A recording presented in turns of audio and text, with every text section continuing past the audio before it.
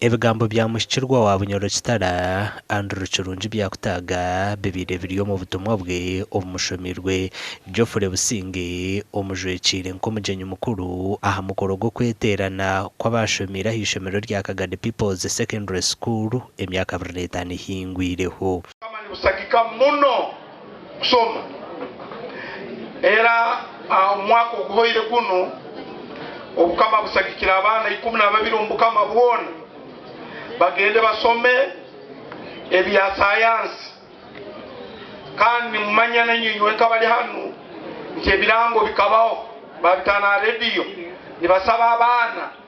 The small things that you shouldn't forget. One, financial interdependence, not financial dependence. Or Taligama may want to be financially dependent, be financial interdependent. Mutewa kuba with the public image. Omu butumwa obu hona nabwo byakutaga nagira ngo nikija kube cy'obusasi emyaka eyomisho okushanga muri Bunyoro hataruma abantu abashomere ebyo kukora mu majita omumirimo emihango. Obukama bukwasire buruzira bukwatakana na kampuni ezikuhaiga amagita nseri mwitanzike kurora nti abantu baitu bagobora bato magita abasomere kana abakampuni za magita zabatungira zita skara ezogenda kusoma bongere kukuguka niko sobole kukora omagita. Coming from the membership joining of 3 million per person, we shall be selling school uniforms, we shall be selling school canteen, food, stationery books. We shall be having embroidery for making scooters.